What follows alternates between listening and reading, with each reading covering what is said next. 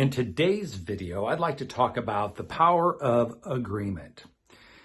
There are two types of agreement. One is the outward agreements that we have with other human beings and other individuals. The Bible says we're to agree on anything on earth, it shall be done. That's the way when you and I agree on something, it's going to happen. So there's that outward agreement, just like a husband and wife. Actually, what is marriage? Marriage is an agreement between two people, a man and a wife. They enter into a lifelong agreement with each other. But there's another agreement that is, I think, more crucial than that agreement, even though that is at the top of the list. There's an agreement between our mind and our heart.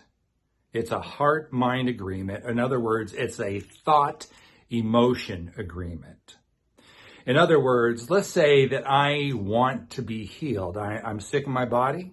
The Bible says that by his stripes I have been healed, as we talked about this in the last few videos that we did. I'd encourage you to watch them. But we understand that according to the Bible, we are healed. However, if our heart is not convinced, in other words, if we're not emotionally convinced, if we don't feel that we're already healed, then chances are, strong chances are, that feeling will not, or that healing will not take place, because there must be an agreement between heart and mind. Like I gave the example, the woman with the issue of blood. She heard about Jesus. So in her mind, she believed that if she could get to Jesus, that she would be healed. But something further took place. She must have heard so much that she felt it. She knew it. She said, listened to her words. She said, if I can just touch the hem of his garment, I will be healed. She was so emotional about it, and that thought was so emotionalized that it caused her to take action. And that is a key thing. Emotions, when our thoughts and our emotions are in tune and in agreement, we automatically begin to take some sort of action to bring that thing, whether it's healing, whether it's finances, whether it's I want a new car, a new house, or whatever it is that you want. That thing will appear, will come to you when you can get your thoughts and your heart, your thoughts and your emotions, your thoughts and your feelings in agreement. And I have so many testimonies about this. And the best way I can tell people how to make that happen is that you've got to learn to become a movie producer. You've got to learn how to write, direct, and act out a movie in your mind. Do you know what the best movies are in Hollywood? The best movies ever produced are the movies that convince you that what is going on that screen is real. And how do you know that? Because your emotions are affected. You actually cry when you're supposed to cry. The music just comes in at the right time. The actors have the right facial expression. Everything aligns.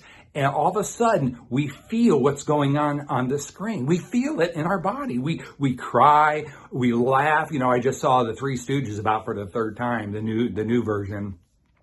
And every time I laugh, it causes me to laugh. The emotion of what's being displayed on the screen, what my eyes are seeing, what my mind is encompassing, actually gets to know my emotion. I begin to laugh, or I cry, or I get angry, or I cheer. Because why do we do that? Because that thing that we're watching in that movie has been emotionalized. And we feel it in our body. Well, you have to do the same thing in faith. Faith is when I can do a movie. I can write a movie, whether it's the movie of my healing, the movie of my prosperity, whatever that movie is, we write the movie. We write in detail everything about it, how it's going to happen. how we envision it happening. We have even, there may be music involved. There's a lot of things involved. So you write you write in your mind what you want to see happen. Then you act it out, and you direct it and you act it out, and even put some music to it and get your emotions involved. Once the emotions are involved, once the feeling is involved, we actually believe what we're looking at. And that becomes so real that our subconscious mind will accept it as real, and that thing will come to pass. Now, I want to say this in closing. How it comes to pass, when it comes to pass, is none of your business. Just like when they put out a movie, they have no clue how the audience is going to react. But so you have to put out a movie in your mind. You have to make a mind movie that affects your emotions. And when your mind and your heart come in alignment, when your emotions match your mind, then that's faith.